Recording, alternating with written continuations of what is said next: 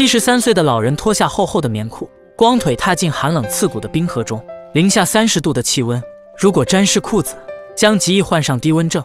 他要送9岁的孙子前往100公里外的县城去上学，这一路不仅需要趟过边缘击鼓的冰河，还要徒手攀上险峻料峭的绝壁。光滑的冰面上，老人每走几步便会打滑摔跤，但即便如此，他仍坚持亲自护送孙子上学。因为儿子早年因意外离世，只留下了孤儿寡母，爷爷从此成了整个家庭的顶梁柱。争气上进的安度成了爷爷晚年唯一的牵挂。母亲不忍老人受苦，多次劝说爷爷不如等安度大一些再去上学，但爷爷有着自己的坚持。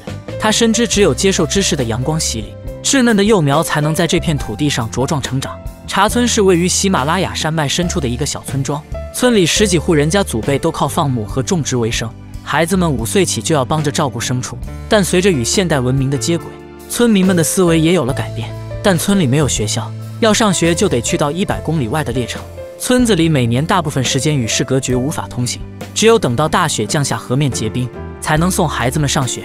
这条由冰形成的路变成了孩子们每年唯一的求学之路，当地人将其称之为冰毯。短暂的夏天结束后，茶村进入了冬天，孩子们翘首以盼的上学日子要到了，能够去县城里读书，肯努普很开心。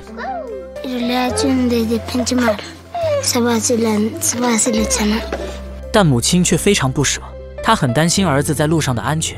此外，家里的牛羊也没人照看了。家里有着3兄弟的杜尔卡多，因为学习最好，今年将被父亲送去继续读书，并非父亲不想将他们都送去，实在是那条路让他无法兼顾孩子们的安全。出发的日子就要到了，母亲眼里满是担忧和牵挂。这条求学之路必须穿越峡谷间的整条赞斯卡河，走上10天才能抵达列城。家长们用雪橇装上书本和行李，这种简易雪橇就是他们的运输工具。临行密密缝，肯努普母亲想尽量多地为儿子装上衣物和食物，但负重30公斤便是父亲的极限。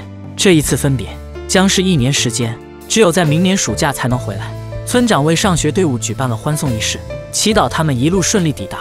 下到6岁第一次出村的孩子，上到上学5年的13岁少女，一行15人将踏上求学之路，前往列城。即使在阳光照射的地方，白天的温度也低于零下20度，晚上更是低于零下30度。这一路深入骨髓的严寒无处逃避，只有在相互合作中才能抵达目的地。由于丰富的经验，老人被安排在了最前面，也方便后面的青壮年多多照顾。结冰的河面异常光滑，玩心十足的孩子们趁机释放着刚离开村子的新鲜感。在结冰少的地方，大人们走在前面为孩子们探路，避免孩子们失足跌落。在这条路上，结冰的河面对他们来说就是最好的路况，他们需要赶在阳光直射之前尽可能多赶路。在路过挂着经幡的地方，他们会稍加驻足为此行祈福，希望冰面结实，安全抵达学校。喜马拉雅河谷间的冬天长达半年以上，只有短短2个月的冰面适合出行。光滑的冰面上用雪橇来载货可以省力不少，但人走起来也变得极其费劲。一旁就是湍急的河流，如果滑倒跌落河中，就会被冲走。村民们没有专业的户外装备，没有专业的防滑靴，仅仅有一副太阳镜来抵御高海拔的紫外线。太阳越升越高，冰面开始逐渐融化，到了必须要涉水的路段，家长们不得不背起孩子们。到了深水路段，他们只能脱掉裤子，因为湿透的裤子会轻易将他们冻伤。零下20多度的气温下，父亲们光着腿趟在冰水中，我们无法想象这是怎样的一种寒冷，但却能从他们坚毅的表情中对他们的决心感同身受。不经一番寒彻骨，怎得梅花扑鼻香？只是此时是父亲帮孩子们承担了这份磨难。对73岁的爷爷来说，这段路更加艰难。年轻力壮的父亲们只需要走一趟，而他需要来回3次，因为他的体力不足以背上行李再背孩子。虽然靴子里盛满了冰水，双脚已经完全失去知觉，爷爷布满沟壑的脸上写满了疲惫，但他必须坚持下去，因为他知道他是孙子唯一的依靠。他只恨自己已经年老力衰，这样的路不知道还能陪他走几次。到了第6天，眼前的冰路被悬崖截断，他们紧贴着峭壁往前攀爬。没有绳索保护的悬崖，孩子们的胶鞋尤其容易打滑，父亲们只能合力一步一步将孩子接过来。到了傍晚，他们原地扎营。忙碌一天的父亲们此时又开始准备孩子们的晚餐。晚餐是简单的面糊，但大家都吃得很香。零下30多度的气温，他们抱团取暖，在冰冷的沙地上靠着睡袋熬过。河谷里的夜色很美，孩子们的梦乡也很美。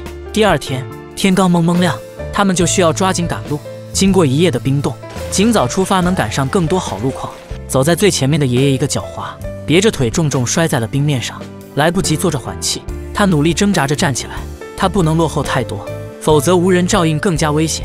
但没走几步，爷爷又摔倒在地。懂事的安度也接过爷爷背上的行李，用瘦小的身躯在冰面上努力拖动。在休息时，一位父亲撩起裤子，发现膝盖已经摔破了皮，里面可能伤得更重。一行人来到了此行最艰难的路段，水深已经漫过了膝盖，湍急的水流去年就曾带走一位村民。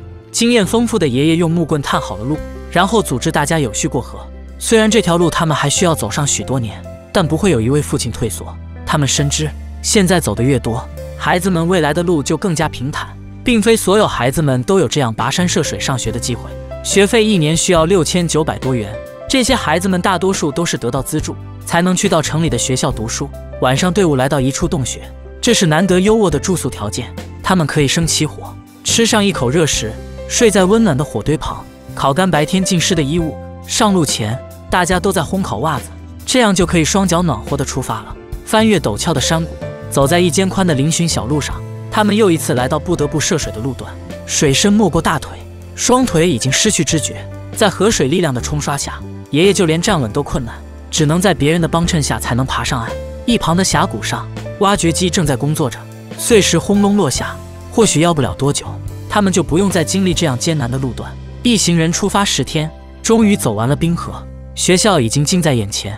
他们平安抵达了列城，爷爷很自豪，他又一次带着孙子平安抵达学校。孩子们将在学校度过1年时间，虽然一切都很陌生，但这一路的苦难必定会让他们更加努力，因为这份读书的机会确实来之不易。